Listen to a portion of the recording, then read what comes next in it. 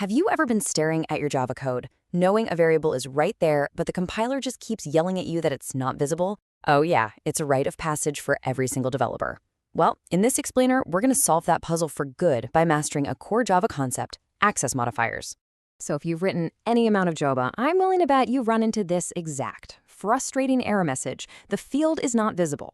You know the variable exists. You can see it in the other file. So why on earth can't your code see it? It's a classic roadblock, but the solution is actually pretty simple, and it's all about control. The answer to that whole not visible problem? It lies with something called access modifiers. The best way to think of them is as the bouncers or the gatekeepers of your code.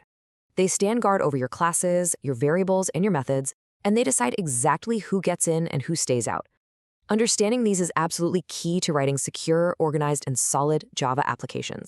That is their entire job description: controlling visibility. When you use them correctly, you're the one setting the rules for how your code can be used. This prevents all sorts of headaches and makes sure every part of your application is used exactly the way you intended it to be. Now, Java gives us 4 of these gatekeepers to work with. You've got public, which is the most open. Then there's private, the most restrictive. And sitting right in the middle, we have protected and something called default. We're going to break down every single one so you'll know exactly which one to reach for and when.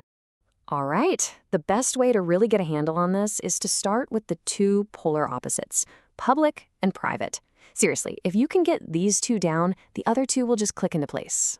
First up, we have public, and just like the name suggests, it is completely open to the public. When you mark something as public, you are basically shouting from the rooftops, "Hey, everyone, come and use this." Any class, in any package, anywhere in your entire project can see it and use it. This is exactly why most of your methods, the actions your class can perform, are usually going to be public. Okay, now let's go to the complete other end of the spectrum, private. This is the ultimate lockdown mode. A private variable or method can only be used inside the very same class where you declared it. That's it. Nobody else gets to touch it. Not another class in the same package, not a subclass, no one.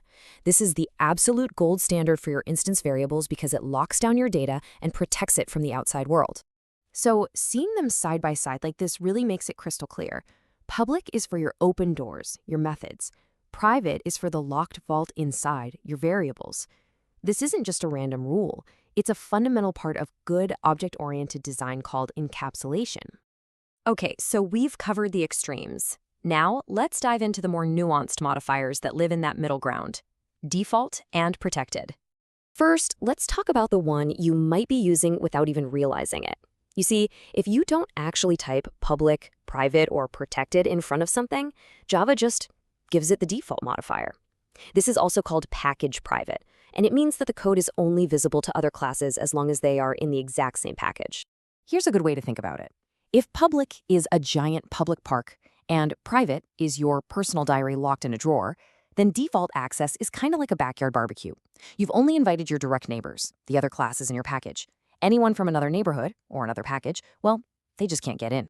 Our final modifier, protected, builds on what we already know, but it adds a really cool twist that's tied directly to inheritance.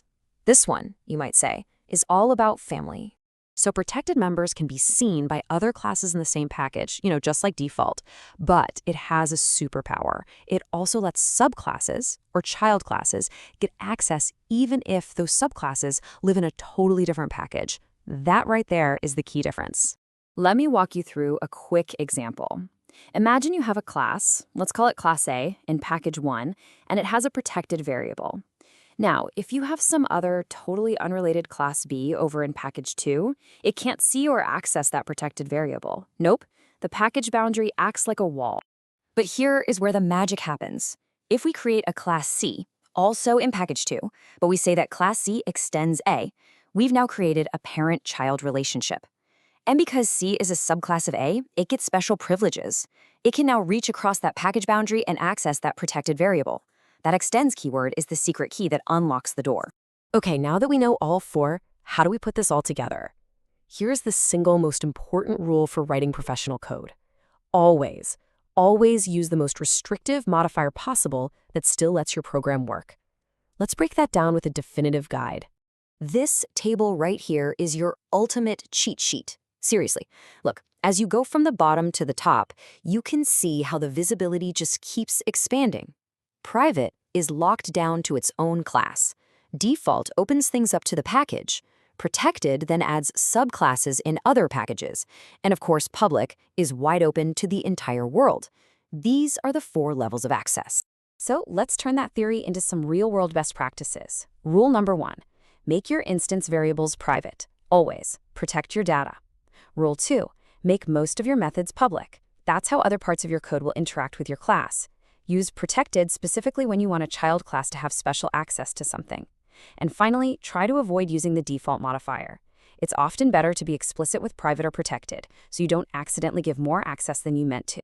So we started with that super confusing not visible error, and now you've met all 4 gatekeepers that control access in Java. The really crucial thing to take away here is that these aren't just keywords you have to memorize, they are powerful tools for designing your software. Using them the right way lets you build applications that are safer, cleaner, and way easier to maintain in the long run. So the real question is, how are you going to use these gatekeepers to level up your own code?